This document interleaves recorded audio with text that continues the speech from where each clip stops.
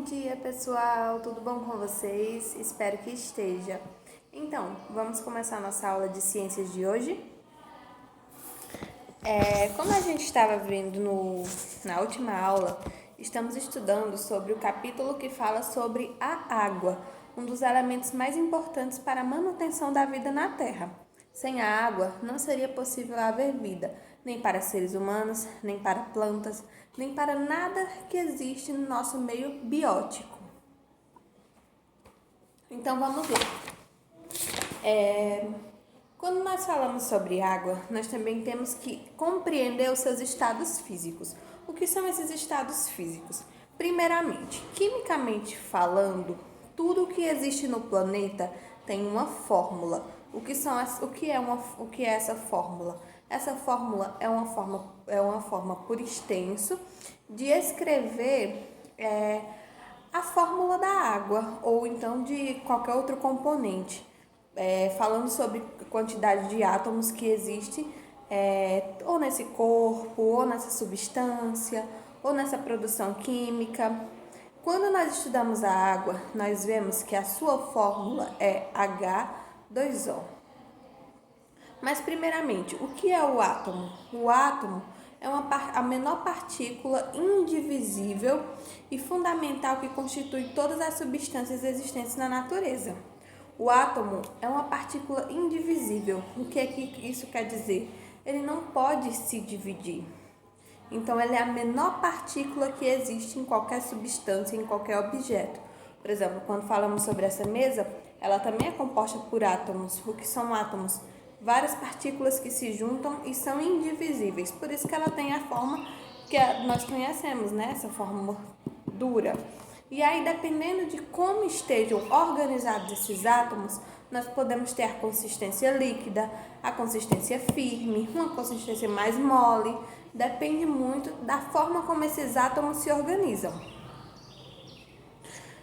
Quando a gente fala da água, a gente vê H2O. Quando a gente vê o H2, significa que existem duas partículas de hidrogênio. O que é o hidrogênio? O hidrogênio é uma substância química que, juntada com outra substância química, que é o oxigênio, que tem apenas uma partícula de oxigênio dentro da água, por isso que esse 1 não aparece quando você não vê nada, como a gente vê aí, H2O. H2O significa que tem 2 de hidrogênio e 1 de oxigênio. Mas ele não precisa colocar o 1, porque ele já colocou o Ozinho. Pronto, esse O significa que existe 1, certo? Se for mais de 1, aí você coloca. Se fosse 3, se fosse 4, se fosse 5, aí colocaria o número. Mas se for apenas 1, não precisa colocar. Mas isso não é tão importante, porque vocês não vão precisar escrever fórmulas químicas agora, né? Pronto. Dependendo da organização dessa molécula no ambiente, encontramos a água transitando em 3 estados físicos: o sólido, o líquido e o gasoso. Vejam aqui na página 82 exemplos disso. Quando nós vemos a água no seu estado gasoso, nós vemos que o quê? Que essas moléculas, esses átomos, eles se encontram bem separadozinhos. Olha nessa nuvem aqui como eles estão distantes um do outro. Quando a gente vê no estado líquido, você vê aí que eles já estão mais unidos, eles já estão presos. E quando a gente vê o estado sólido, você vê que eles estão mais firmes ainda, mais juntinhos ainda. Uma coisa que vocês podem testar até aí, uma experiência que vocês podem fazer. Coloque uma gotinha de água em cima da mesa. E você vai colocar o seu dedo nessa gotinha de água. Você vai ver que antes de ela se separar, ela vai se esticar, se esticar, se esticar. Isso são justamente os átomos se separando para poder desapregar. Pode ver, mas vá com cuidado, vá bem devagarzinho. Você vai encostando nessa bolinha de água que você vai colocar aí e você vai ver que antes dele se separar, ele vai esticar. E é isso que acontece com a água, justamente por a forma como os átomos se encontram. Eles se encontram juntinhos na água no estado líquido. E no sólido, mais juntos ainda. Por isso que é mais difícil separar. Separar um gelo é extremamente difícil. Você não consegue separar um gelo puxando. Você consegue quebrar um cubinho de gelo, ou então se o gelo for fino, aí você consegue quebrar. Mas, normalmente se você pegar aqueles cubos de gelo que a gente faz na geladeira normalmente, você vê que ele é mais firme de se quebrar. Pronto.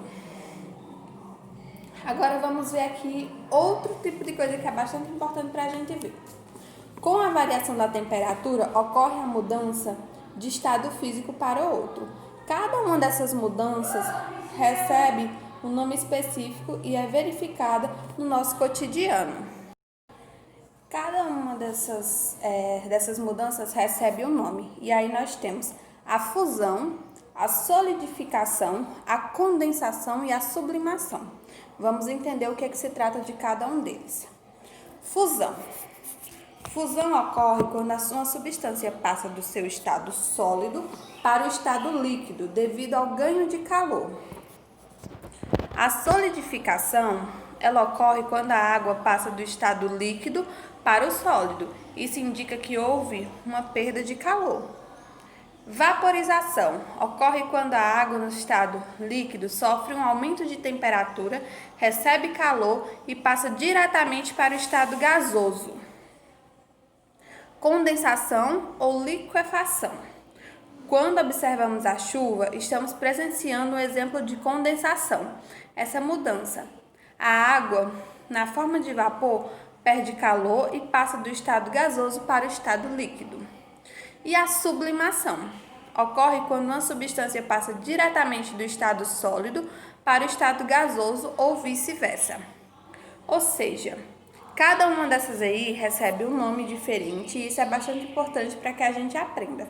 Vamos tentar pegar um exemplo de cada uma. Fusão, quando passa do estado sólido para o estado líquido. Isso acontece com o quê? O gelo, não é? O gelo está no seu estado sólido, você coloca dentro de um copo, por exemplo, e espera algum tempo. Com o calor, esse gelo ele vai derreter e vai passar para o estado líquido. Então, aconteceu uma fusão. Solidificação. Ocorre quando passa do estado líquido para o estado sólido. Isso ocorre como? Como você fazer o contrário. Agora você pega aquela bandejinha de cubo de gelo, coloca água no estado líquido, coloca no congelador, com ali a diminuição da temperatura, né, com o frio, o que vai acontecer? Eles vão pedrar, eles vão congelar, vão passar para o estado sólido, do líquido para o sólido. Isso é a solidificação. Vaporização. Ocorre quando a água do estado líquido sofre um aumento de temperatura e passa para o estado gasoso. Ocorre como? Quando você coloca suas roupas para secar no varal.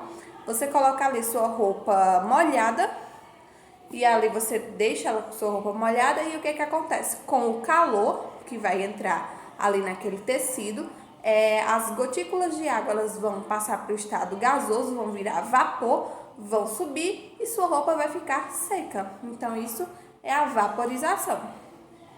Sublimação. Quando ela passa do sólido para o gasoso. Quando é que a gente vê isso? A gente vê com um exemplo que eu não sei se algum de vocês já viram, mas existe o gelo seco. Existe uma espécie de gelo que quando ele derrete, ao invés de ele virar água, ele vai passar diretamente para o estado gasoso, ele vai sumir.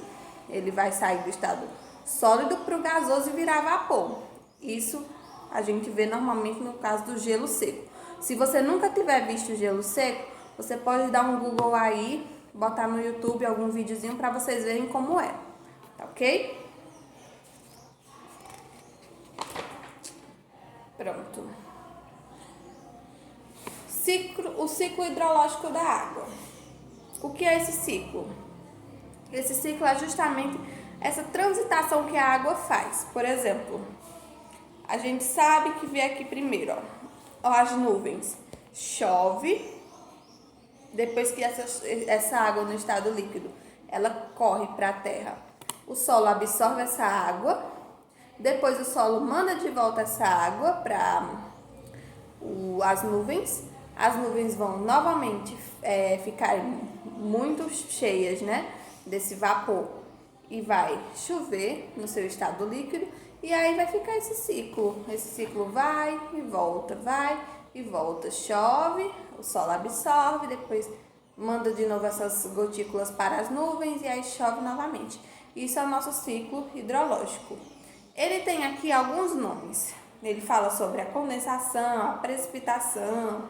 Só que isso não é tão importante para vocês verem agora. O importante é vocês compreenderem justamente o nome de cada um desses processos de mudança nos seus estados físicos. É o mais importante para vocês aprenderem, tá certo? Então é isso. A atividade que vocês vão fazer é da página... vamos concluir essa página 85, porque ficou faltando algumas questões. Vocês vão fazer a terceira, a quarta, a quinta e a sétima, que ficaram faltando. E vão fazer essa atividade de ciência no vestibular, página 87 e 88. Compreenderam? Vamos lá, repetindo. Vocês vão fazer da página 85 as questões que estão faltando, terceira, quarta, quinta e sétima, e vão fazer a atividade de ciência no vestibular, que vai da página 87 a 88, certo? Então é isso, pessoal. Um beijo e até a próxima aula.